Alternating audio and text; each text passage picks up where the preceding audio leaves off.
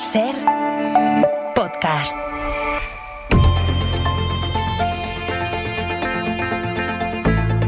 El Abierto. Ser podcast.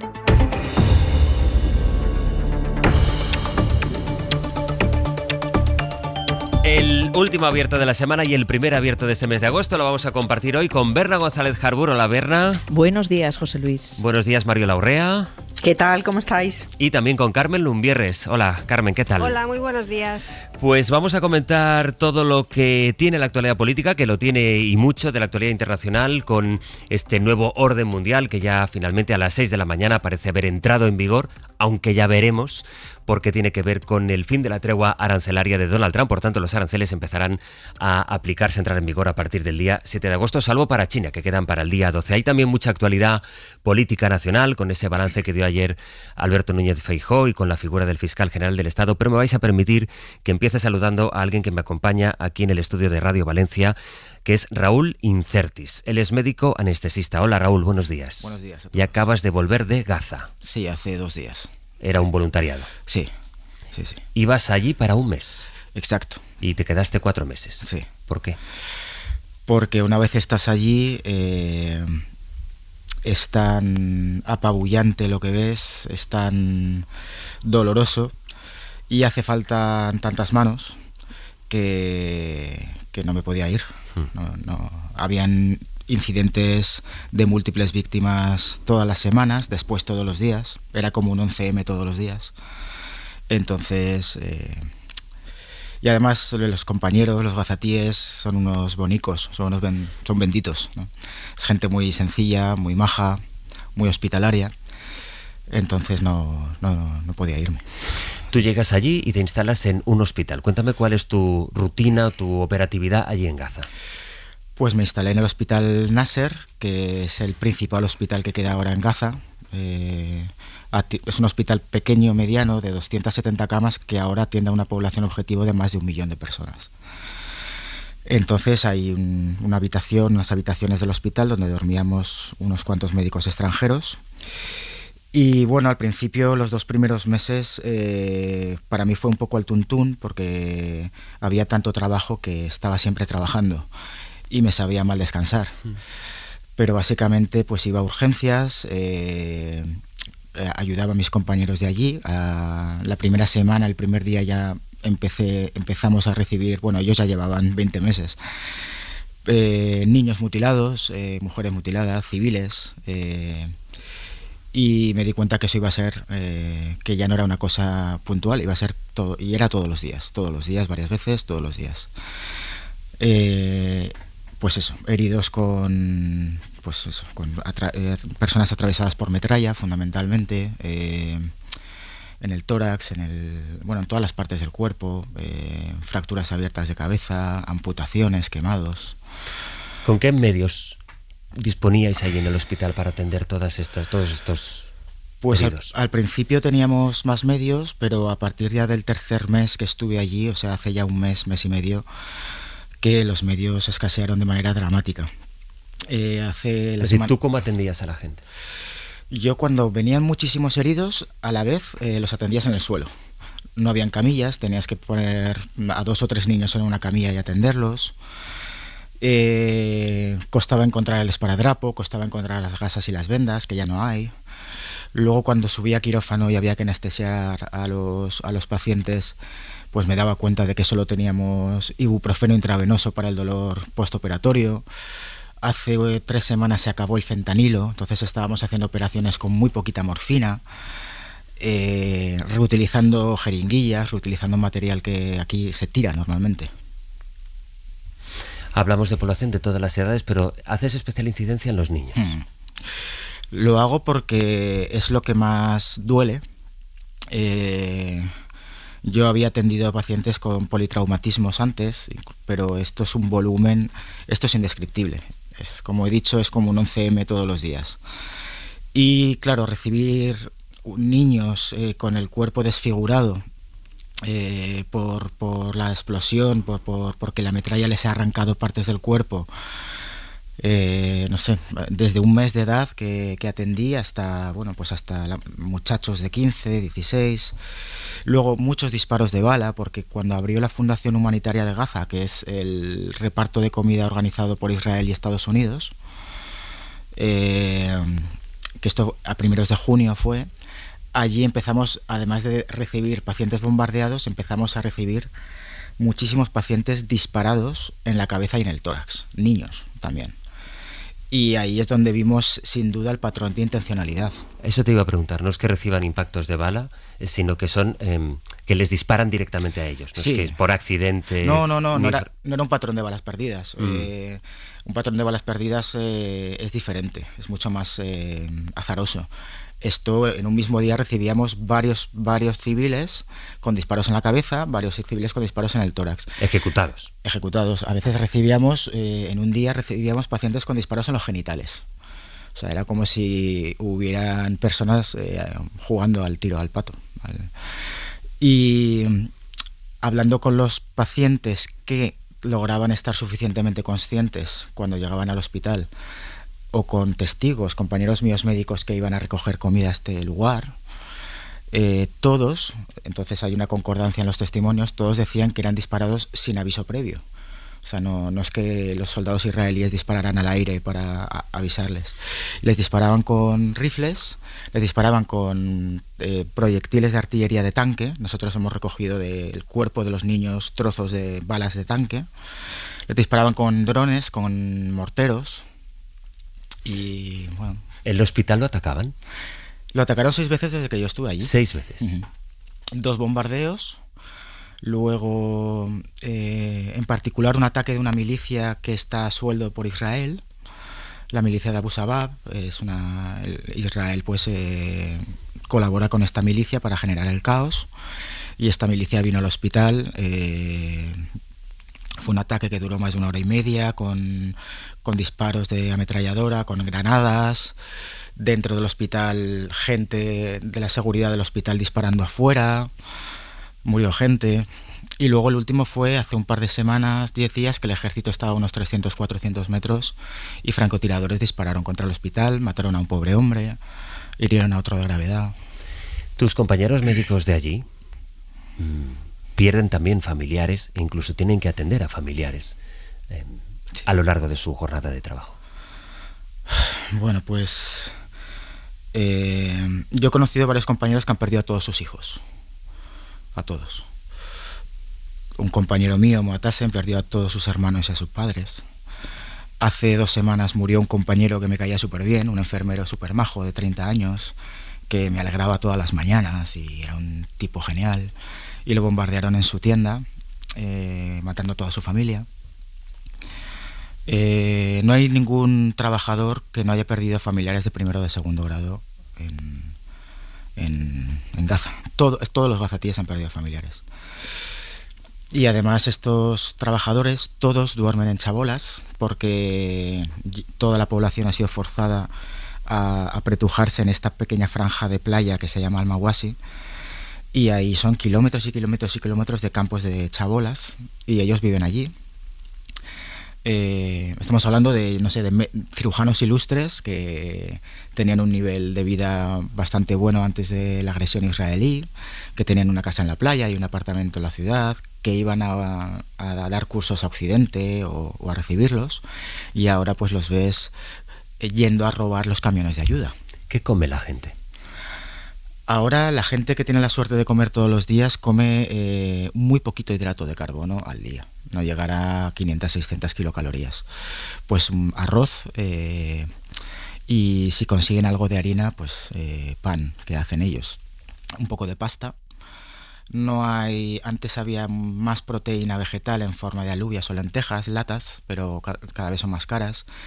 La proteína animal ya no quedan casi latas de atún, pero los precios eran aproximadamente de $8 una latita de atún.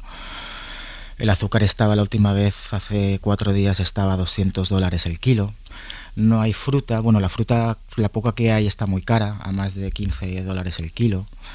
Verdura hay muy poquita y también carísima. Entonces no tienen proteína animal, apenas queda proteína vegetal y no tienen vitaminas. Con lo cual nosotros veíamos que las heridas de todos los pacientes, que todos estaban desnutridos, todos están desnutridos, se infectaban mucho más.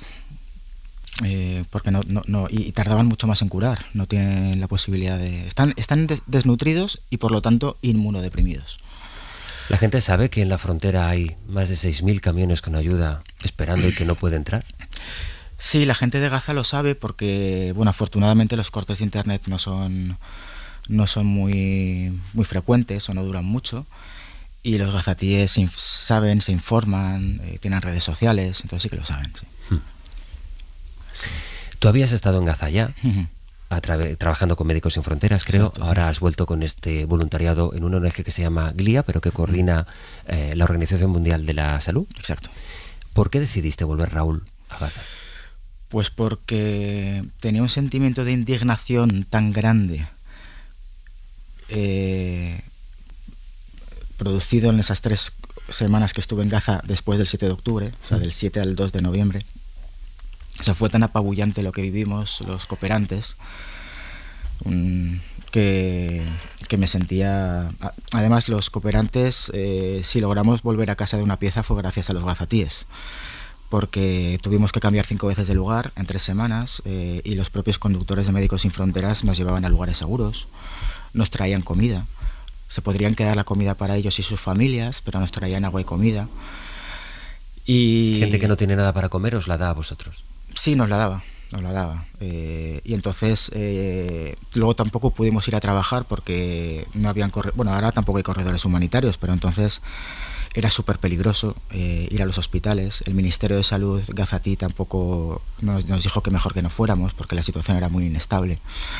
Entonces este cóctel de indignación, sensación de querer devolver un favor y también culpa por no haber podido ayudar, aunque no dependiera de nosotros, hizo que...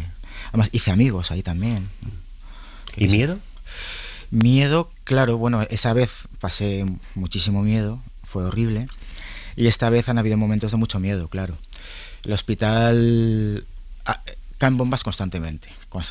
El hospital tiembla. Por la noche igual te despiertas 7 o 10 veces porque tiembla toda la estructura del hospital. Estamos hablando de unas bombas que generan pequeños terremotos, ¿no? Pero sobre todo miedo en el momento en el que la milicia atacó el hospital. Eso sí que fue apabullante. ¿Cómo fue la salida? El hecho de salir después de 4 meses de estar en Gaza viendo esa realidad, que es lo más parecido al infierno en la tierra, y luego salir, no sé, el primer lugar después de Gaza el que pisas y el contraste que supone volver a una realidad tan distinta a ese infierno. Pues mira, lo primero que me llamó la atención es que cuando salimos de Gaza tardamos bastante, estábamos escoltados por el ejército israelí en unos vehículos blindados. Cruzamos la valla que separa Gaza de Israel y allí nos suben en un autobús a los cooperantes que salíamos y recorremos una carretera detrás de un coche de un blindado israelí. Y esta carretera estaba a 10 metros de la valla. Entonces tenías la valla a la derecha y entonces detrás de la valla estaba Gaza y veíamos Rafah, Han Yunis y Rafah arrasado, y a la izquierda de la carretera, por la ventanilla de la izquierda, veías campos de cultivo perfectamente ordenados, olivos, cítricos, un tractor, era como la campiña francesa. Y veías esta dualidad, ¿no? Para mí ha sido como salir de una prisión horrible, porque estás en tensión, aunque ahí dentro al final te acostumbras a la tensión, ¿no? Pero estás en tensión, ves cosas horribles todos los días, pasas mucha hambre. Entonces ahora estoy en una especie de nube, porque me parece que estoy en una especie de paraíso. ¿Saliste porque ya no podías más y porque te dijeron que tenías que salir? Bueno, no recibí ninguna orden, en absoluto. Mi ONG me hubiera permitido quedarme el tiempo que quisiera. Pero estaba muy cansado, ya el último mes me di cuenta de que no quería ir a quirófano, no quería ir a urgencias. Me levantaba por la mañana, si dormía por la noche, y el primer pensamiento era no puedo más. Sonaba la alarma de múltiples víctimas y no quería bajar, pero tenía que bajar. ¿Hay una alarma específica para cuando vienen múltiples víctimas? Sí, es una alarma que suena en todo el hospital y cuando bajas a urgencias te encuentras el infierno, porque es igual 60 pacientes o 100 pacientes heridos por el suelo, niños en el suelo que no están atendidos porque no hay médicos que los puedan atender, madres gritando, cadáveres entrando, no te puedes mover porque casi que pisas a los pacientes. Pues eso, un infierno. Entonces, claro, me di cuenta y dije, uy, no, me estoy quemando, ¿no? Estoy quemado. Entonces mi ONG sí que me decía, intenta salir del hospital, intenta descansar, pero luego al final me di cuenta de que no, cometía errores también. Mis compañeros también los cometen porque están quemados. Entonces, bueno, no eran errores gravísimos, pero sí que te das cuenta de que no puede ser, o sea, hay que descansar. Esta mañana, hoy, este viernes, va a empezar a caer en paracaídas ayuda humanitaria que envía en este caso España. ¿Cómo le llega a la gente ese tipo de ayuda? Hemos visto cómo los poquísimos camiones que dejan entrar con comida son asaltados porque la gente está hambrienta, porque aquello es un caos, la gente mata por poder comer, porque muere porque no la dejan comer. Ahora llega esta ayuda, en este caso la que envía hoy España, la que han enviado antes otros países. ¿Cómo se producen esos repartos de comida? Bueno, yo estuve en uno, me acerqué a un reparto de comida porque prácticamente todos los días desde el hospital se escuchaban disparos que provenían de los camiones, ¿no? De la seguridad de los camiones. También habían personas que disparaban para robar, ¿no? Entonces me acerqué prudentemente a uno de estos repartos de comida y lo que vi fue apabullante. Fueron miles de personas corriendo, compañeros míos del hospital en pijama de quirófano, saliendo, corriendo para ir a acercarse a estos camiones. Y en estos lugares Israel aprovecha para atacar a los civiles. Es peligrosísimo. Y además hay gente que roba con mucha inquina. Una cosa es robar los camiones, otra cosa es robar al que tiene un saco de harina, ¿no? Yeah. Entonces es peligrosísimo ya los repartos, esto ya es peligrosísimo para ellos. En cuanto a los repartos que se hacen por vía aérea, son también peligrosos. Yo creo que es una forma de lavarse la cara, ¿sabes? Pero son peligrosos, son escasos. Tienen la foto de los aviones tirando ayuda y ya se cree que están ayudando a los gazatíes. Lo que habría que hacer es utilizar el mecanismo que lleva años implementado, que es el de la ONU.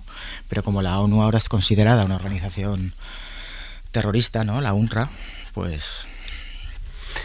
Si tú pudieras, ¿volverías? Claro. Estoy en contacto diario con ellos y ahora estaba escribiendo a mis compañeros o me escriben ellos y sí, volvería. Tengo rechazo ahora a la idea de volver, pero nada, se trata de descansar y de regresar, si el ejército lo permite, claro, el ejército israelí. Raúl Incertis, gracias por venirte a la radio esta mañana, por contarnos con esta templanza y entereza un infierno que no sé si somos capaces de imaginar, por muy detalladamente que lo describas.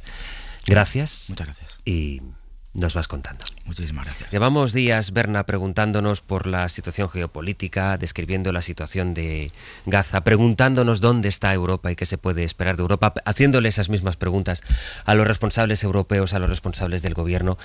Y después de escuchar a Raúl Incertis y el testimonio que acabamos de escuchar, creo, se lo decía él en la conversación, por mucho que intentemos describir o ponernos en la piel o intentar imaginar qué es lo que está ocurriendo, cuál es la dimensión del genocidio que está produciéndose en este momento a ojos de todo el mundo, no sé si somos capaces de hacernos una idea de lo que está pasando de verdad. No, es tremendo. La entrevista ha sido de romper el corazón, ¿no? Y cualquier otro tema al lado de esto es una frivolidad absoluta, ¿no? Cuando vemos en qué nos entretenemos en otras ocasiones. Entonces, que este señor esté allí, que el pobre luchando contra su propio sentimiento de quemado, está absolutamente quemado y él puede escapar, puede irse, pero todo lo que queda allí, ¿no? Cuando ha dicho que esto es un 11M todos los días, a mí se me ha puesto la piel de gallina, esa descripción de los mutilados, de esa alarma especial que se desata y bajas y hay 60 en el suelo y hasta puedes pisarlos. Es tremendo, ¿no? Quiero fijarme también, ya no solo en las bombas, en todo eso que no condenamos nunca suficientemente, sobre todo por parte de instancias europeas y de Estados Unidos. Y quiero fijarme en la situación de la hambruna, ¿no? Ha descrito que están comiendo, si acaso, unas 500 o 600 calorías al día, un poquito de arroz, nada de proteína. Y hoy justamente te lo mandaba antes y lo veía, un artículo de Guardian que cuenta cómo desde 2006 ya Israel calculó las calorías que debían comer los palestinos para no pasar hambre, ¿no? Que me parece un acercamiento ya hasta casi nazi, ¿no? De cómo es el tratamiento de un pueblo para permitir el ingreso de ayuda humanitaria. En Gaza hablamos de 2006, que hasta lo investigó un tribunal, es decir, las matemáticas del hambre. Y en ese momento permitían la entrada de lo que calculaban unas 2.200, estoy ahora hablando de memoria, calorías al día, que equivalía a X toneladas de ayuda. Bueno, es que ahora están comiendo 500, están muriendo de hambre aparte de las bombas, y esto quedará para siempre, con daños neurológicos, con daños físicos, esa inmunodepresión que ha descrito Raúl Incertis. En fin, es espeluznante, y más espeluznante aún es nuestro silencio político por parte de la Unión Europea. El silencio de Europa, Mariola. Bueno, la Unión Europea está dividida. Este es el gran, desafío político para la Unión Europea, que no es capaz de resolver con la dignidad para la que en principio está diseñada, y nada invita a pensar que vaya a cambiar. Los estados de la Unión Europea no son capaces de armonizar una posición común en relación, lo estabais diciendo, con un infierno que está viviendo una parte de la humanidad, que están retransmitiendo periodistas que arriesgan su vida en directo, por lo tanto nadie puede decir no sabíamos lo que estaba ocurriendo, y obviamente asistimos a una operación política diseñada por el gobierno de Israel bajo la excusa de lo que ocurrió el 7 de octubre, que fue dramático, pero lo están utilizando como excusa que justifica un exterminio y que justifica colocar a las personas en el límite para que abandonen su territorio, y a partir de ahí construir o bien un resort en función de los deseos de Donald Trump, o bien apoderarse obviamente de ese territorio, que por cierto está destruido, porque las imágenes que llegan, muy escasas, pero las imágenes que llegan de Gaza es un territorio arrasado y obviamente una población en riesgo de aniquilación. Carmen.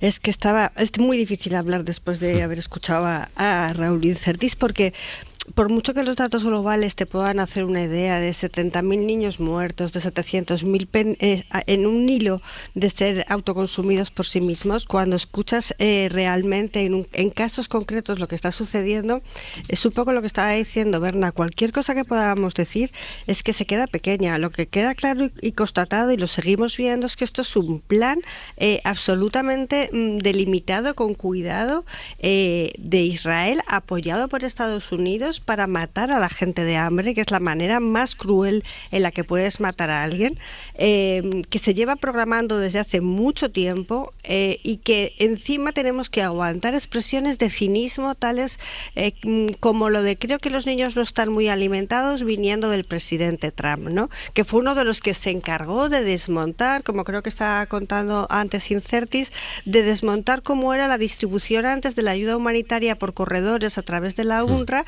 y pasarlo y privatizarlo en una fundación que manda narices llamarle a esto fundación humanitaria, para todavía provocar más el caos y aprovechar esta situación para seguir asesinando a tiros en la cabeza, a tiros en el corazón, a niños. Y mientras tanto, mientras esto sucede, y lo estaba diciendo Ana Mariola, la Unión Europea y parte del resto del mundo, ahora se ha sumado Francia, Reino Unido o Canadá, dicen que en septiembre, en la sesión de Naciones Unidas, probablemente vayan a admitir la existencia del Estado palestino.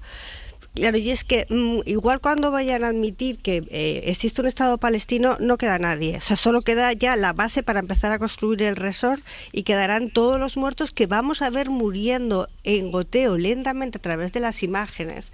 Porque si la excusa durante el nazismo fue que en los campos de concentración no se veía, ¿no? Como la película sale de la zona de interés, aquí lo estamos viendo en directo. Es que no tenemos ninguna excusa, ninguna justificación para seguir todos adelante con nuestras vidas mientras están disparando a niños en la cabeza, mientras seres humanos se están en un autocanibalismo, porque primero terminas acabando con tu azúcar, luego con tu grasa y luego con tu proteína, en un proceso que es lentísimo y que estamos permitiendo entre todos.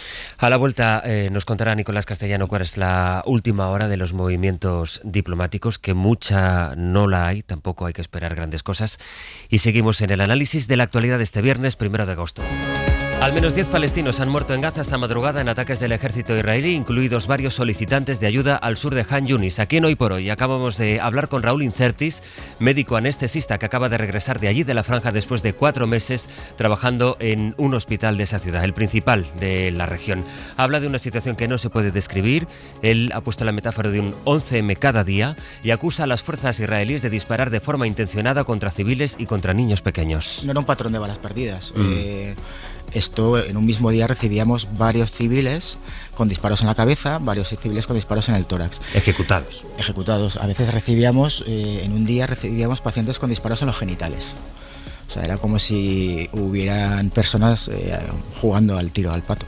Incertis también nos ha contado cómo escasea la comida y las medicinas en la Franja Bayo. En los quirófanos del Hospital Al-Nasser faltan camillas y se opera sin apenas anestesia, usando ibuprofeno intravenoso. Mientras, en las calles apenas hay fruta y verdura y las pocas latas de atún que quedan a la venta cuestan hasta $8. Una carencia de alimentos básicos que agrava la hambruna fomentada por el ejército de Israel, que se ha cobrado ya la vida de casi 160 gazatíes por desnutrición. Hoy un avión del ejército español despegará desde Jordania para descargar sobre la franja 12 toneladas de ayuda humanitaria en paracaídas.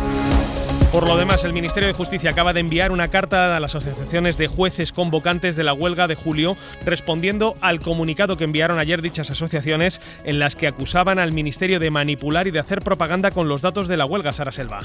Sí, lo que dicen las asociaciones es que el Ministerio está aprovechando que algún juez le ha pedido la deducción del salario y que de ahí sacan esos datos mínimos que contábamos ayer, pero que todo es propaganda. Les contesta ahora por carta al secretario de Estado y les explica de dónde parten esos datos oficiales, los que ofrecimos. Explica el secretario de Estado que ellos desde el Ministerio no pueden conocer el número oficial de jueces y fiscales que acudieron a huelga, que lo que hacen es pedirle esos datos a la Fiscalía General del Estado y al Consejo General del Poder Judicial. Los datos que obtienen a través de esa gestión son los que conocemos, el juez y los 28 fiscales a los que sí van a proceder a deducir el salario. Pero les dice el Ministerio que si las asociaciones tienen otra lista verificada y autorizada de jueces y fiscales que hayan secundado la huelga, la pongan en conocimiento de la Fiscalía o del Poder Judicial o del propio Ministerio para que puedan deducirles también a ellos el salario lo más pronto posible. Y en Barcelona arranca hoy una huelga indefinida de socorristas en sus playas. Los vigilantes piden mejores salarios, menos temporalidad y un convenio propio. Radio Barcelona, Sergi López. Hoy los socorristas se van a manifestar en la plaza de Sant Jaume ante el Palau de la Generalitat. El sindicato convocante, la CGT, dice que la empresa encargada del servicio ha incumplido los acuerdos pactados en años anteriores. Esta semana ha habido reuniones entre el comité de empresa y la concesionaria del servicio, FCC Medi Ambient, pero no se han acercado posiciones. Esta huelga llega en un contexto trágico en Cataluña, con 22 personas que han perdido la vida ahogadas en lo que llevamos de verano. Y en los deportes, Sampe, el Real Madrid tendrá solo 2 semanas de pretemporada antes del comienzo de la Liga y no las 3 que recomienda la FIFA. 14 días exactos los que van desde el próximo lunes 4, en el que regresan a los entrenamientos, y el martes 19, en el que recibirán a Osasuna en la primera jornada de Liga, tras la negativa del juez único de la Federación ayer a concederles el aplazamiento que habían solicitado. Además, este fin de semana está previsto que llegue a Madrid el argentino Mastantuono, que no podrá entrenar con el grupo hasta el día 14, que es cuando alcanza la mayoría de edad. Tendrá que entrenarse en solitario sus primeros 10 días. Y se juegan hoy 2 partidos amistosos con equipos de primera. Desde las 10:30 de la mañana, el Chalalí en Murcia, y a las 8 de la tarde, Vitoria Guimaraes, Celta en Portugal. Ahora mismo la situación en Israel y en Gaza, después del testimonio que nos ha dejado aquí Raúl Incertis, el médico anestesista que estuvo 4 meses en la franja de Gaza, que es a donde hoy va a llegar el representante de la Casa Blanca para iba a decir el conflicto, en fin, para la matanza que está perpetrando allí Israel desde hace meses. Nicolás Castellano, buenos días. Buenos días. Hoy van a empezar a caer las cajas con ayuda que envía España, entre otros países, mientras se produce esta visita del representante de Estados Unidos. Pero hay poquísimas expectativas, Nico, de que todo esto pueda cambiar en algo la estrategia de Netanyahu. Sí, como dices, para intentar mitigar la situación, pues se ha puesto en marcha esta estrategia de lanzamientos aéreos. Hoy España lanzará en un Airbus E400 del ejército español 12 toneladas para unas 11.000 comidas. Una situación, un sistema que critica tanto la UNRWA como ONGs porque lo consideran poco eficaz. En todo caso, en las últimas horas, José Luis, por recopilar los datos, han muerto 50 personas, 10 solo esta madrugada. Hemos vuelto a ver imágenes de niños, de cuerpos inertes en el suelo de los hospitales, depositando esos cadáveres los sanitarios. Y en este contexto, de nuevo, sobre este sistema que ha puesto en marcha Israel, le hemos preguntado, hemos visto a Amnistía Internacional analizar la situación de las últimas horas. Y deja claro que esto no es una crisis nutricional que haya sido puesta en marcha de manera alternativa, sino que es una intención política, una estrategia genocida de Netanyahu para someter a la población gazatí a esta situación. Como dices, en este contexto, como visita hoy la franja el enviado especial de la Casa Blanca para Oriente Próximo, Steve Witkoff, para supervisar en teoría el reparto de ayuda humanitaria, pero también, José Luis, para ver y comprobar lo que hacen sus bombas, cómo las bombas fabricadas y enviadas por Estados Unidos han arrasado con 2/3 de las viviendas y los edificios. Sin embargo, cuando esta madrugada se le ha vuelto a preguntar a Trump sobre la situación, si es un genocidio o no,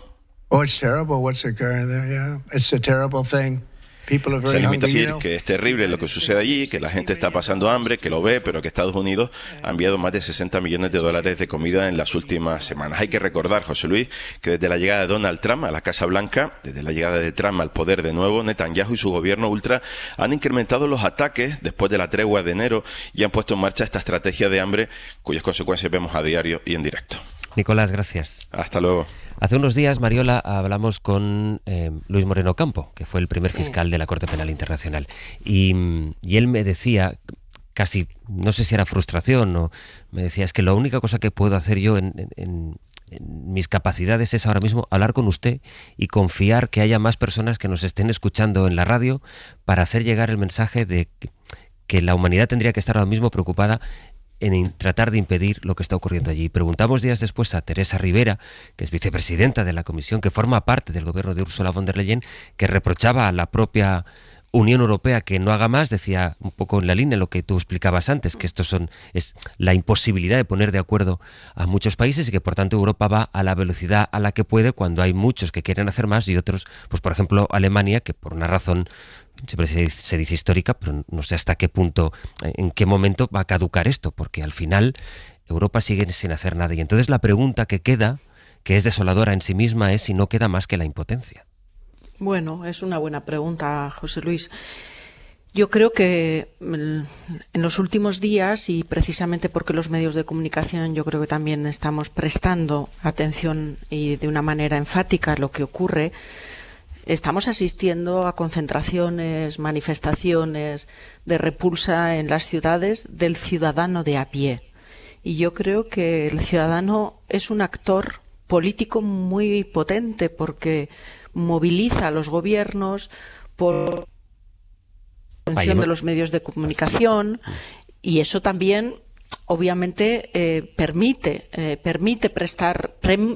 que no nos olvidemos de lo que está ocurriendo en Gaza. Ahora bien, esas dificultades que tú señalabas, esa imposibilidad de la Unión Europea de fijar una posición común, esa también negativa de Estados Unidos, que es el actor político más relevante para poder poner fin a lo que está ocurriendo, o esas dificultades del orden internacional, del sistema institucional para poder operar con todas las garantías y poder detener, en su caso, a quien puede estar cometiendo crímenes contra la humanidad, bueno, pues son las debilidades del sistema internacional. Y tampoco podemos abstraernos a eso, pero yo no diría que solo nos queda la impotencia. Al ciudadano le queda también la capacidad para protestar, la capacidad para no olvidar, la capacidad para no irnos de vacaciones e ignorar cuando estemos relajados tomando una cerveza lo que está ocurriendo en Gaza. Es decir, alimentar la mera conversación pública de lo que está ocurriendo en Gaza es hacer lo que humanamente cada uno de los ciudadanos podemos hacer para no olvidar lo que está ocurriendo. ¿Es suficiente? Pues obviamente no. ¿Va a acabar esto con la muerte de los niños que hoy vayan a morir en Gaza? Pues obviamente no. Pero desde luego, por lo menos haremos que lo que está ocurriendo no caiga en el olvido, y eso no es poco. Di, Berna. No, que has citado a Ocampo y me acuerdo que yo lo escuché también y me encantó la entrevista, como todas las que estáis haciendo, porque la verdad que es importantísimo nuestra labor. Perdona, y también dijo otra cosa, que era que no era una crisis humanitaria, o sea, que es que nos sale todo el tiempo hablar de crisis humanitaria, de situación humanitaria, y no es una...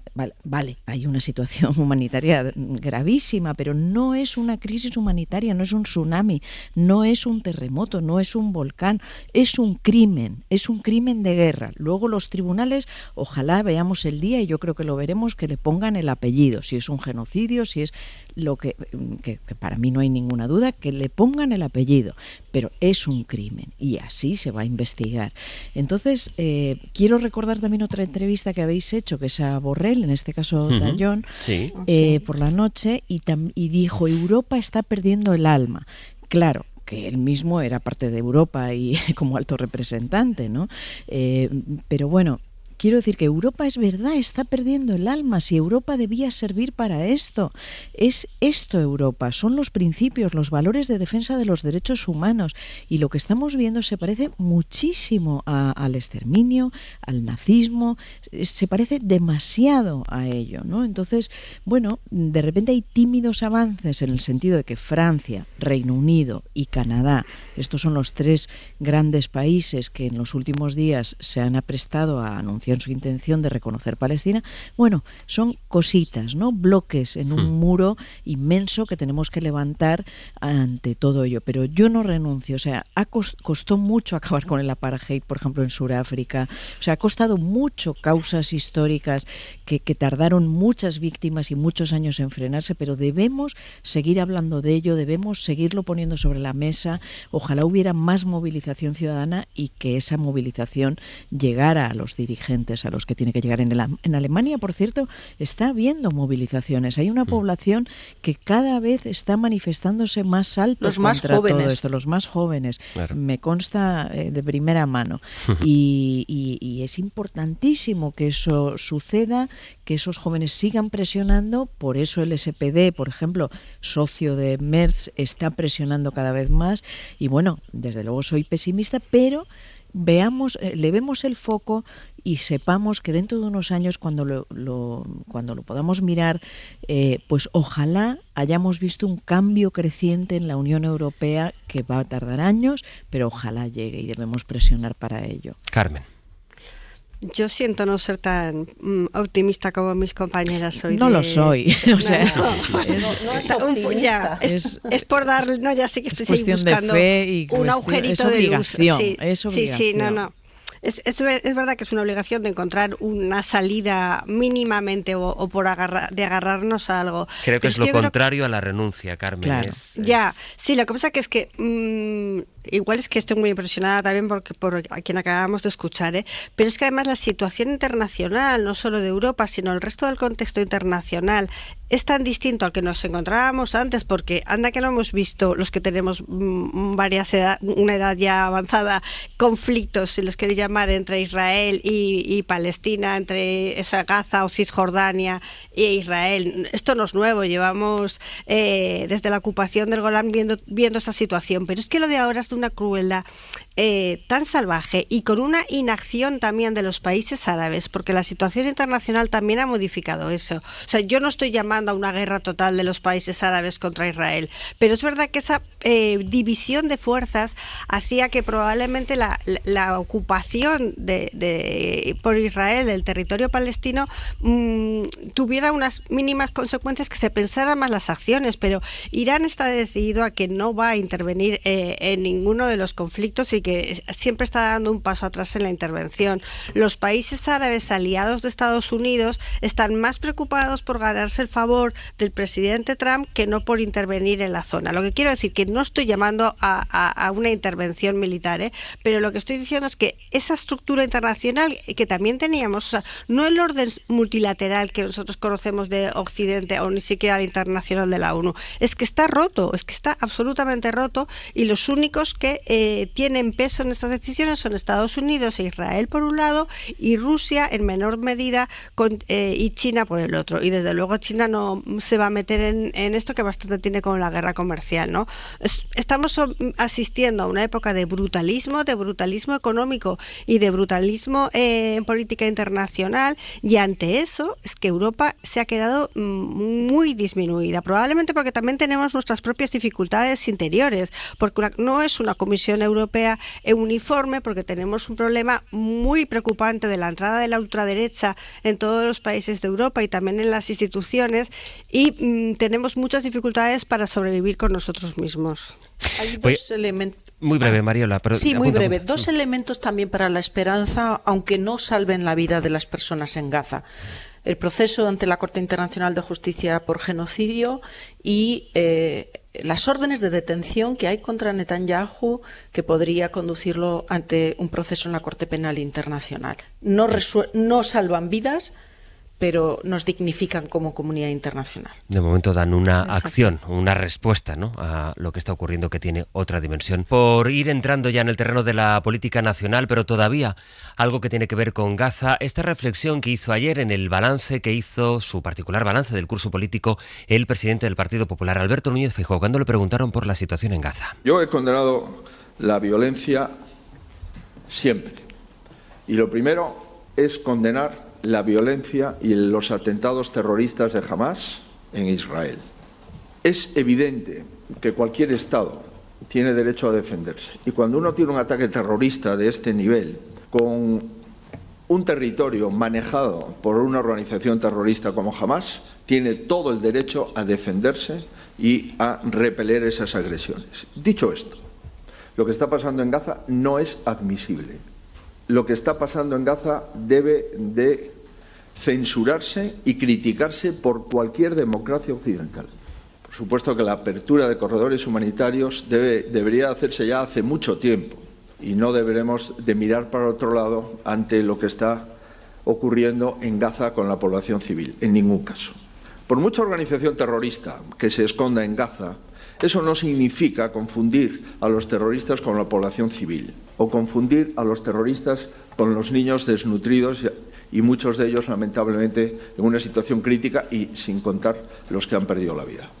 Una de las reflexiones que hizo Feijóo en ese balance, en el que estuvo David Junquera. Hola, David, buenos días. Hola, buenos días. Y en el que, ya hablando de los asuntos de política nacional, pues hay una idea fundamental: que nadie espere, en verdad nadie lo esperaba, pero bueno, que nadie espere la posibilidad de que en septiembre, a la vuelta del verano, cuando acabe el mes de agosto, el Partido Popular llegue a ningún acuerdo con el gobierno, y además el Partido Popular va a preparar un listado que todavía no está muy clara, está clara la idea, pero no la concreción de las leyes que derogaría Feijóo si llega a la Moncloa, empezando por la amnistía.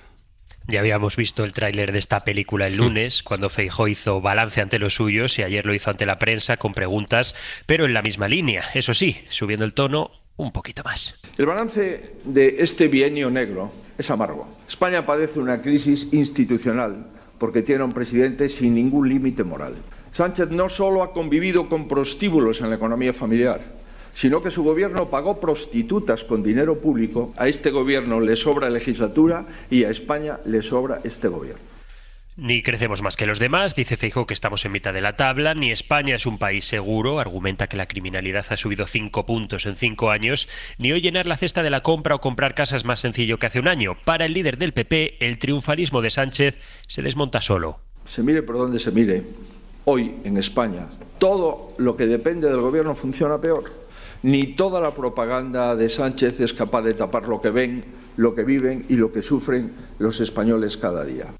En esta tesitura, y dando por hecho que la corrupción seguirá acercando al gobierno, el PP sigue esperando con ansia un caramelo electoral que no llega, y Feijóo lo asume con resignación. Yo creo que el señor Sánchez no sabe cuándo va a haber elecciones, no depende de él. depende de sus socios, pero nuestro compromiso es estar preparados para cuando haya elecciones. En Génova creen que Moncloa seguirá aguantando y avanzando en la legislatura trompicones, pero ya avanza de cara al curso que viene. A nosotros que no nos busquen.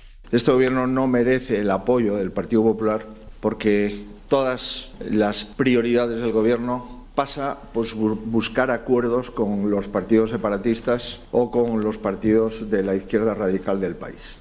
Las caretas han caído, concluye Feijóo, que reitera su idea de elaborar un listado de leyes sanchistas, cupo, amnistía, indultos, memoria histórica o rebaja del Código Penal para derogar o modificar el primer día que disponga de las llaves del Palacio de la Moncloa. Muy bien, pues les agradezco mucho su interés y si ustedes pueden descansar algunas semanas, les felicito. Y los que no pueden descansar, pues que sepan que las vacaciones están sobrevaloradas. Se nos colaba ese corte desastre, pero bueno, era el final de la intervención de Feijóo, un final que ha tenido mucha repercusión en redes, pero que no es más que eso, un chascarrillo que hizo Feijóo, porque la mayoría de los que estaban en esas salas iban de vacaciones, incluido el propio Feijóo, e hizo esa broma, esa gracieta, pues para consolar a los que nos quedábamos, nada más, a pesar de que ha habido mucha polémica en redes. Sí que la ha habido, desde luego. Junquera, gracias. Un abrazo. Llevamos, Carmen, desde el lunes, cuando escuchamos el análisis, el balance que hizo el presidente del gobierno, hablando de la situación del gobierno. Realmente endiablada y laberíntica. El presidente exhibe España, dijo literalmente, es uno de los mejores países del mundo, así lo avalan los datos económicos, la EPA con un récord, el PIB que sigue hablando de crecimiento. Desde luego España crece a una velocidad en la que no lo hace en la media de los países europeos ni los más punteros, pero luego todo esto contrasta con la realidad parlamentaria. Es decir, este año ha resultado ser un gran anuncio el hecho de que el presidente diga que tiene previsto cumplir la Constitución y presentar unos presupuestos que, por cierto, el gobierno todavía no ha aclarado si cumplirá hasta el final, es decir, si los llevará al Congreso, porque no tienen mayorías. Hemos analizado ya la situación del gobierno y que diga Pedro Sánchez, que lo dice todas las veces, que estamos en la mitad de la legislatura y que no habrá elecciones hasta 2027. Pero ayer, en esta vuelta a comparecer de Alberto Núñez Feijóo, vuelve a poner el foco en su partido. Pues hablemos de la situación del Partido Popular, que se va a someter, si se cumplen los planes del gobierno, a 2 años de desgaste continuo en un asunto del que Feijóo no parece que quiera, a tenor de lo que dijo ayer, hablar mucho, que es dónde está el meollo para él en este momento, y es su competición con Vox, y cómo, por esta competición electoral con Vox, él va endureciendo su discurso sobre la migración. Carmen. Claro, por eso él va en este relato un poco sorprendente de voy a dedicar el verano a ver qué leyes voy a derogar y a ver cuáles van a ser nuestro proyecto, un poco como si estuviera haciendo el cuaderno Santillana cuando íbamos al colegio y en verano repasábamos lo del curso. No, voy a pensar en agosto que qué leyes van a salir adelante y qué voy a derogar del sanchismo. Yo creo desde aquí que la ley de la amnistía, si gobiernan, no sería tocada por ellos por mucho que lo repitan. Pero sí, claro, es que Feijóo tiene un problema grande y yo creo que esta mañana estoy muy de acuerdo con lo que decía Berna esta mañana en el minuto ¿En las claves? de las claves de las 7:30.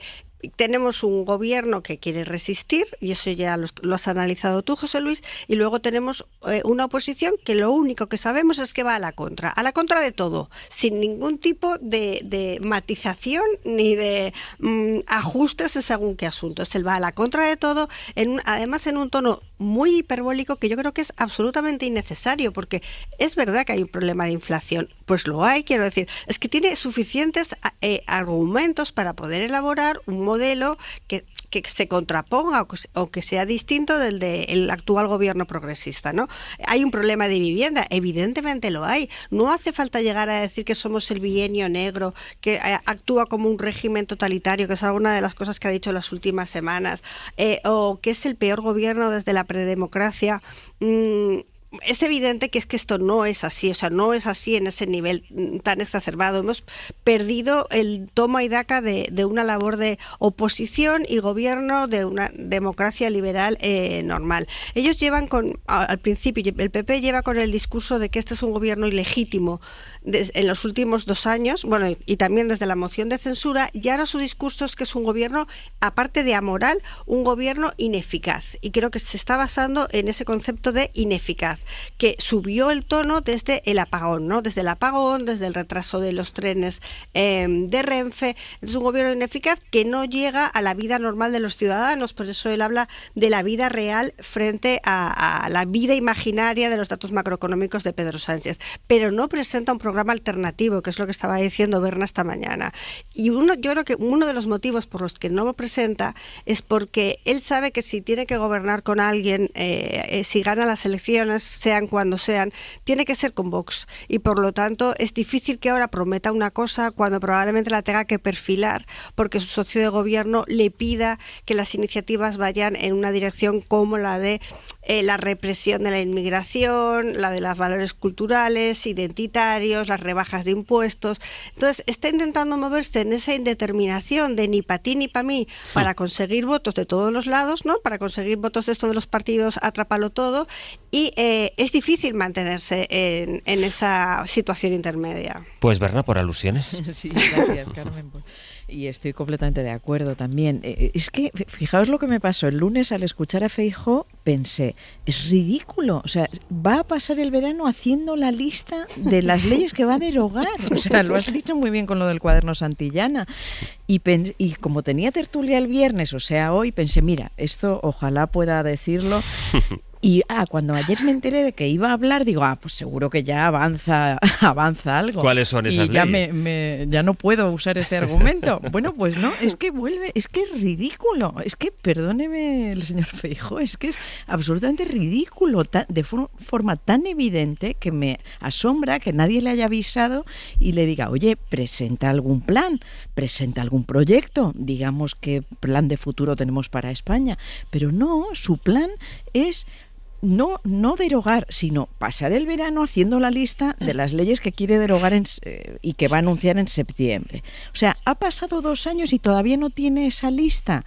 Y todavía no tiene la lista de las leyes que quiere hacer, del proyecto que quiere hacer de España, con el mercado laboral, con los jóvenes, con la vivienda, con la dependencia, con lo que quieras, la puericultura. O sea, no tienes un plan para nada. Entonces, de verdad es muy ridículo. Y bueno, sumando, o sea, ya aparte de las risas, sumemos otro de sus defectos desde mi punto de vista, negando al otro. Es decir, una de las acusaciones al sanchismo es que lo que hace es para pactar con separatistas. Bueno, ¿y qué? ¿No tienen derecho a vivir los separatistas? ¿No tienen derecho a representar a las personas que les han votado? ¿No tienen derecho a intentar incidir en las cuestiones en que puedan incidir mientras no haya violencia, mientras no haya violación de las leyes? Es decir, que es que los separatistas sí existen, son españoles, forman parte de nuestro país, y entonces él quiere avanzar negando al contrario, negando al otro. Y luego, por supuesto, en silencio absoluto sobre sus propios casos de corrupción, o sea, como este que has mencionado, José Luis de Montoro, o pronto van a empezar a desfilar el tema de Kitchen, etcétera. Entonces, bueno, pues sí, me quedo ahí. Es decir, estamos entre la derogación que quiere uno y la resistencia que quiere otro. Y no avanzamos. Mariola. Yo diría 3 cosas. Una primera, creo que la comparecencia de Núñez Feijóo le resta eficacia y fuerza política a su mensaje en la medida que comete tal exceso verbal en el análisis en relación con las debilidades o incluso errores del gobierno, que digamos que anestesia al que escucha y uno le hace dudar acerca de que un gobierno sea tan malo como lo describe el propio Núñez Feijóo. Creo que en el exceso hay una pérdida de eficacia en el mensaje político. Segundo, creo que además en su propuesta de contraagenda o enmienda a la totalidad de este gobierno se percibe una pérdida de calidad del propio proyecto político de Alberto Núñez Feijóo, si es que realmente existe ese proyecto político, porque cuesta entender cuál es el elemento mollar de su proyecto, porque no lo describe, sino simplemente presenta una enmienda a la totalidad del gobierno. Y tercero, en la manera de presentar al gobierno de Sánchez, no como un gobierno legítimo y democrático frente al que él plantea una alternativa, sino lo presenta casi como una especie de régimen al que derrocar, yo creo que destila falta de calidad democrática. Y a mí esto me preocupa, porque esto entra de lleno y actúa como una especie de termita sobre el sistema y hace que triunfe, digamos, los movimientos pues más populistas y en definitiva la antipolítica, que creo que es una enfermedad que mata a los sistemas políticos y frente a la que todos tenemos que, yo creo, mostrar un poquito más de cuidado. 3 retos que se va a enfrentar el panorama político, a los que se va a enfrentar tanto el gobierno como la oposición a la vuelta. Ahora decía Núñez Feijóo, escuchábamos cómo él hablaba de la amnistía y del sistema de financiación singular para Cataluña, del que tenemos pocas concreciones. Una concreción que había es que a partir del año que viene, en principio se esperaba, o eso era lo que estaba acordado en el acuerdo entre el PSC y Esquerra, que el año 2026, el año que viene, la Agencia Tributaria Catalana empezaría a recaudar el IRPF. Pero ayer supimos, Laura Pons, Barcelona, buen día. Hola, ¿qué tal, Sastre? Buen día. Ayer supimos que no, que será por lo menos a partir de 2028. Sí, y esto es una rebaja, se recula en el calendario y el Govern d'Illa admite por primera vez que no podrà complir con el acuerdo de investidura. Son declaraciones de Alicia Romero en la agencia EFE. És difícil donar una data d'això, molt difícil, perquè estem parlant que l'agència... Es muy difícil poner fechas porque la Agencia Tributaria Catalana ahora gestiona 5.000 millones de euros y con el IRPF gestionaría 25.000 millones más. El plan director también constata que faltan manos, que falta personal, pero también material informático, además de cambios normativos que necesitan de mayorías en el Congreso, así que lo de ayer, Sastre, es importante porque el Gobierno admite que el documento de hace un año, el pacto que firmaron el PSC y Esquerra, es demasiado ambicioso y esto obviamente no gusta a las filas de Esquerra Republicana. Oriol Junqueras ya ha dicho por activa y por pasiva que no habrá nuevos acuerdos si no se cumplen con los actuales, lo dijo este lunes en rueda de prensa. Es imposible que pretenda llegar a nuevos acuerdos relevantes y esto significa que no habrá negociación sobre presupuestos. Sin embargo, estatales. en Ser Catalunya acabamos de entrevistar a Isaac Albert, el portavoz adjunto de los republicanos, quien asegura que los calendarios no son importantes, sino que la clave aquí es que se cumplan con los acuerdos. A mi el que em preocupa no és el 2028, el que em preocupa és que en el moment que estem ara... No a mí lo que me preocupa no es el 2028, a mí lo que me preocupa es que en el momento que estamos ahora no será ni en 2028 ni en 2029 porque necesitamos una modificación legislativa en Madrid. Así que los republicanos relativizan y ponen el acento en la proposición de ley que tiene que modificar la LOFCA y 2 normas más, un texto que necesita el aval del Congreso. Lo cierto es, Sastre, que Esquerra aquí tiene poco margen de maniobra. Junqueras quiere seguir jugando el partido, no quiere romper con los socialistas porque es con quien ha pactado el traspaso de cercanías, la financiación singular y la condonación de la deuda. Así que escenifican con estas amenazas a la negociación de presupuestos, pero son conscientes que se necesitan porque a ellos, a los republicanos, pues también les va bien demostrar que avanzan en autogobierno. Laura, gracias. A vosotros. Primer asunto, por tanto, Cataluña y la derivada que tenga en la estabilidad o no de la legislatura, en si habrá o no unos presupuestos. Segundo asunto, ¿qué pasa con el fiscal general del Estado? Que esta es una pregunta que se hace literalmente el juez Hurtado, quien ha llevado su instrucción, la investigación, quien ha imputado y quien ha dejado al fiscal general al borde del banquillo, y que ayer dio 3 días a las partes para que le digan: ¿puede dejar de ser Álvaro García Ortiz eso que él no quiere dejar de ser? Es decir, fiscal general del Estado, en cuanto yo lo mande a juicio. Pedro Jiménez, buenos días. ¿Qué tal, Sastre? Buenos días. Y entiendo que la semana que viene sabremos la respuesta a la pregunta. Sí, no es fácil. Igual no tan pronto, Sastre, porque ahora las partes tienen esos 3 días para enviar su respuesta a la pregunta. Y luego él se lo puede pensar con tiempo. Eso es, y luego él se lo puede pensar un poquito con tiempo y tomar la decisión que corresponda. Hay que dejar claro, Sastre, hay que subrayar que Ángel Hurtado no toma esta decisión por iniciativa propia. Se lo ha pedido una de las acusaciones populares, que es la Asociación de Fiscales, APIF, que reclama eso, que se suspenda de funciones al fiscal general del Estado porque porque considera una distorsión que el fiscal general del Estado siga ejerciendo en el cargo cuando se va a sentar en el banquillo y va a haber una subordinada que lleve esta causa a la que él puede impartir órdenes. Tenemos un precedente de esta misma petición por esta misma acusación popular a PIF cuando el Tribunal Supremo asumió la causa para investigar a Álvaro García Ortiz, pidió exactamente lo mismo, que se le suspendiera de funciones para que no interfiriera en la investigación impartiendo órdenes a la fiscal que estaba asignada al caso, pero en ese momento Ángel Hurtado rechazó la petición, no salió adelante y vamos a ver qué es lo que ocurre ahora, porque ya entonces se pronunciaron las partes. Es previsible que ahora informen en el mismo sentido que entonces, y a ver qué es lo que decía el juez, que ya dijo que esto era un tema más administrativo que penal. Bueno, ya iremos viendo. Pedro, gracias. A vosotros. Primer asunto, por tanto, la estabilidad de la legislatura, si habrá o no presupuestos y cómo incida en eso Cataluña. El segundo asunto, lo que ocurra con el fiscal general del Estado, que de momento y si nada cambia, en septiembre, cuando todos vayan volviendo a sus puestos de trabajo y se produzca en el Supremo la más solemne de las ceremonias, que es la apertura del año judicial presidida por el rey, allí estará un fiscal general al borde del juicio, ya procesado. Y tercer asunto, la corrupción. ¿Qué impacto tienen el caso Koldo, el caso Cerdán, el caso Montoro y cómo eso aviva y enriquece los votos, las expectativas al menos de la extrema derecha? Sobre la corrupción, Manu Reyes, buenos días. ¿Qué tal, Sastre? Buenos días. Lo más reciente es que acabamos de conocer un informe del Consejo de Europa que reprocha a nuestro país que no haya reformado, por ejemplo, los aforamientos para combatirla. Sí, esta oficina del Consejo de Europa, que se llama Grupo de Estados contra la Corrupción, realmente no critica per se las leyes anticorrupción españolas, porque incluso ve con buenos ojos las mejoras sobre el papel de los últimos años. El problema para ellos es, sobre todo, la lentitud. Primero, la lentitud con la que se presentan.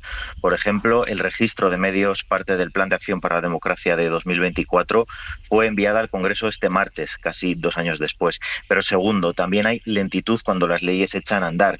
Por ejemplo, al Consejo de Europa le gusta una reforma de acceso a documentos oficiales, reformada a finales de 2023, pero indica que actualmente no cumple con su propósito, que no sirve para nada, por los tiempos de espera actuales. Donde sí que no hay excusas es con los lobbies. Con este tema el informe sí que es mucho más duro. Dice el Consejo de Europa que debería haber ya una ley sobre el tema. No hay excusa para que en pleno 2025 los miembros del Gobierno, por ejemplo, no publiquen las reuniones que mantienen con grupos de presión. Manu, hasta luego.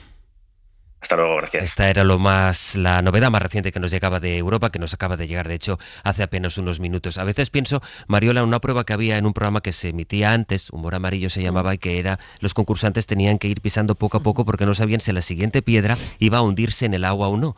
Y no sé si es posible hacer una legislatura así, en la que vamos paso a paso y no se sabe cuál va a ser la siguiente piedra.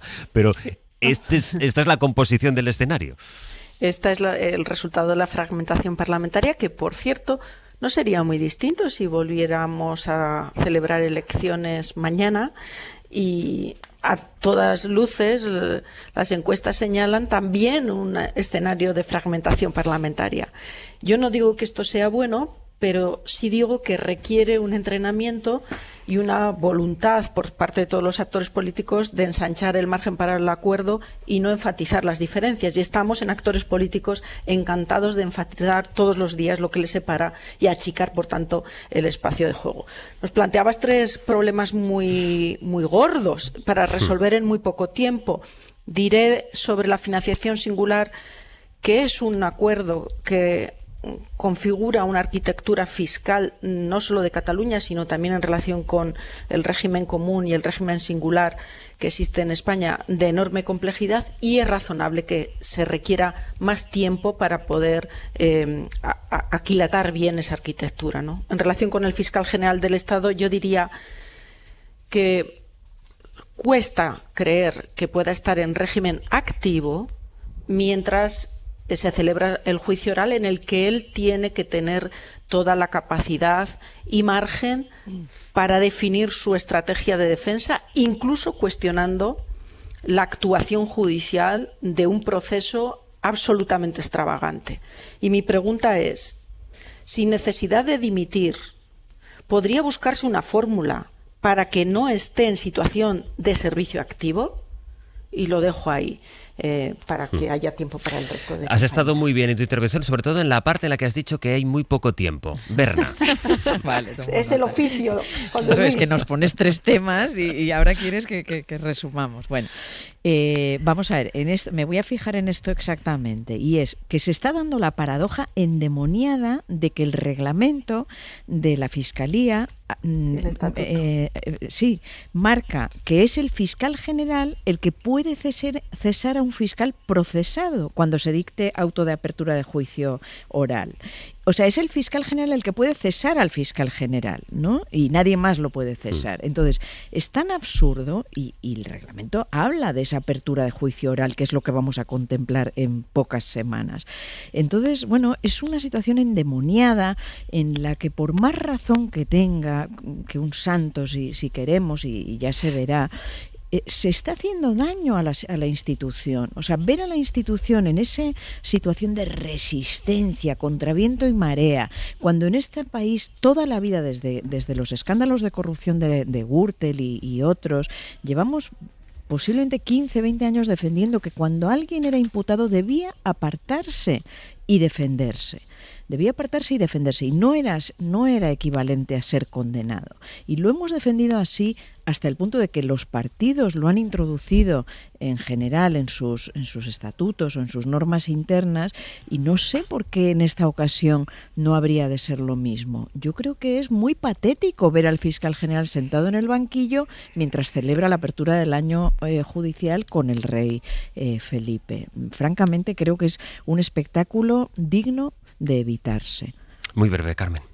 No, que estamos todo el rato pidiendo responsabilidad al que encabeza ahora el Ministerio Fiscal, ¿no? Lo estaba diciendo María, la responsabilidad por no ver esta imagen. A mí me preocupa más lo del juicio que no la apertura del año judicial, que a mí no me parece que eso nos pueda hacer tanto daño institucional.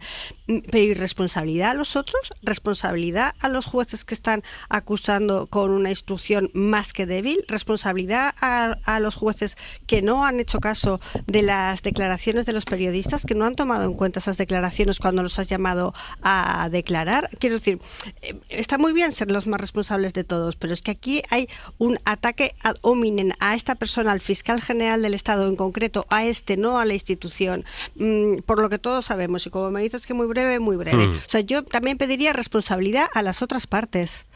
Se os pedía brevedad porque quiero incorporar en la conversación al cierre del abierto a Pol Morillas, director del SIDOP. Además, acaba de publicar En el patio de los mayores, Europa ante un mundo hostil, publicado por la editorial Debate. Hola, Pol. Buen día, buenos días.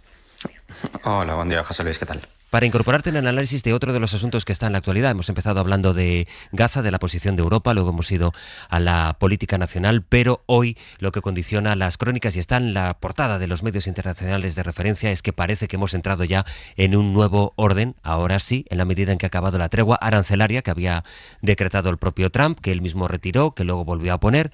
Total, que a partir del día 7 empieza a aplicar los aranceles y hemos visto en ese nuevo orden, Paul, que consiste en que Europa tiene que ir al campo de golf que tiene en Escocia a decir que sí, que aceptan los aranceles del 15%. ¿Ha empezado un nuevo tiempo y Trump se ha salido con la suya? A ver, lo importante es entender que en este nuevo orden se rompen todos los consensos generales sobre el comercio internacional, ¿no? Como fuente de riqueza, fuente de cooperación y fuente de buenas relaciones entre naciones para un resultado de suma positiva, se pasa al comercio como amenaza, a la suma cero de los resultados del déficit comercial americano, se pasa a una rivalidad inherente en el sistema internacional en el plano económico. Entonces, en esa lógica, Trump utiliza los aranceles para debilitar al que él considera está en una situación peor respecto a su dependencia del comercio, ¿no? Y esto es el caso de China, todavía negociándose, pero sin duda el caso de Europa, ya cerrado con ese mal acuerdo al que se llegó hace unos días. ¿Y en qué posición crees tú que deja esto a Europa? Bueno, pues Europa básicamente, digamos, siempre ha hecho del comercio y de la capacidad de interactuar con el resto del mundo sobre la base de la apertura y de las relaciones positivas en ese marco comercial abierto, su razón de ser. Y por lo tanto, lo que sorprende es ver no tanto que se haya conformado Europa con un mal menor, que es ese 15%, ¿no?, de arancel generalizado en vez del 30%, ¿no?, que era la amenaza de Trump. Es decir, es un mal menor en ese sentido, pero no ha habido ninguna voluntad de contrarrestar esa política agresiva de la Casa Blanca. Se han aceptado compras en materia de energía y en materia de armamento por varios miles de millones, que veremos si se pueden realizar, pero en cualquier caso se ha aceptado ese punto de partida. No se ha hecho ningún ejercicio de reciprocidad, por ejemplo, en gravámenes a servicios americanos en Europa. No se han hecho alianzas con otros actores para intentar contrarrestar esa política del matón, ¿no?, que es la que ejerce Trump de manera recurrente con aliados y no aliados. Y por lo tanto sorprende esa debilidad europea en aquello en lo que Europa tiene fortaleza.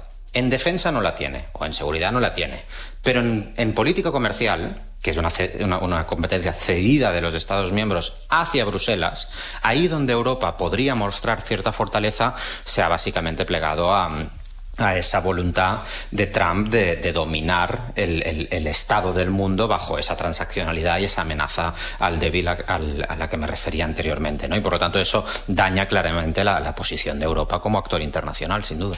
Es decir, en lo único en lo que Europa podía plantarle cara a Donald Trump ha declinado hacerlo con este acuerdo, con lo cual parece que en lo económico, y seguramente no en lo económico, lo estamos viendo también ante la inacción de Europa con el genocidio en Gaza, hemos entrado en una especie de nuevo imperialismo, desde luego un nuevo orden en el que Trump, a pesar de todo lo excéntrico de sus posiciones, se acaba saliendo con la suya.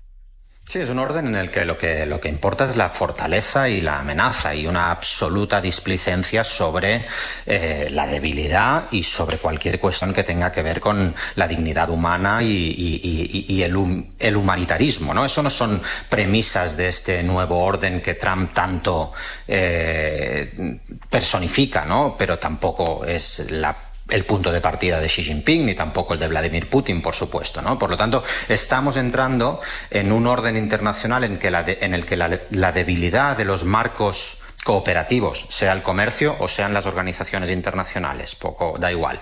En la debilidad de esos marcos cooperativos se impone la fortaleza del que se cree capacitado para condicionar la acción de otros, ¿no? Pero solo desde la perspectiva del poder duro, no desde el poder del convencimiento, el poder blando, ahí donde Europa otra vez es en principio fuerte, ¿no? Todas esas cuestiones pasan a un segundo plano. Y aquí la tragedia, más allá de la impunidad con la que Israel actúa en Gaza, porque Estados Unidos y en buena medida Europa se lo permiten, ¿no? Y paga un precio muy bajo por lo que es a todas luces una vulneración constante del derecho internacional humanitario, es que no hay voces que contrarresten esas dinámicas. Entonces estamos en una situación en la que la ley del más fuerte no solo es una táctica negociadora, sino que es una realidad palmaria en muchos sitios, en Gaza, pero también lo ha sido en Ucrania recientemente, lo sigue siendo, vaya.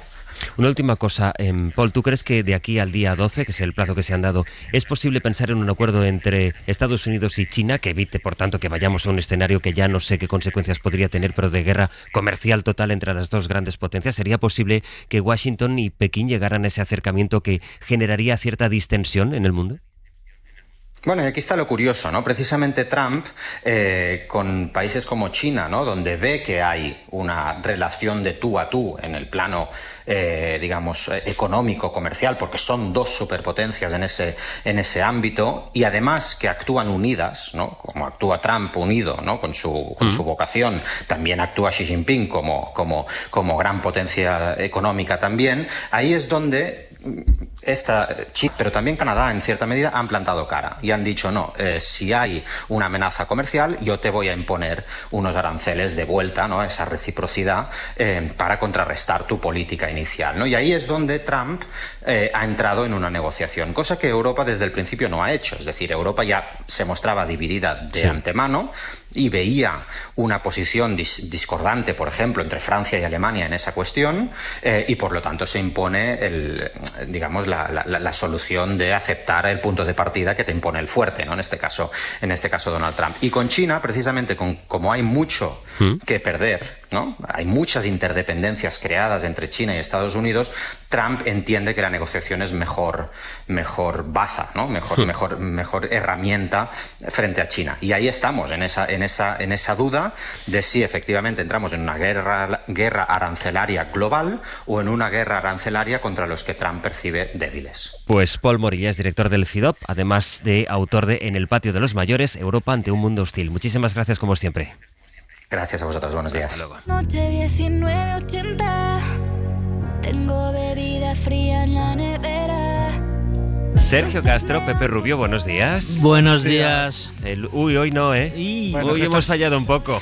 Vamos a por el último avance de la semana, a ver. Bueno, pues empezamos con las notas al embajador. El embajador británico, la verdad, en España está tomando notas buenísimas para disfrutar de este país, porque se lo están poniendo muy fácil Olga Biza y Silvia Anclares cada viernes aquí. Y hoy, en las notas, pues vamos a pedir gastronomía.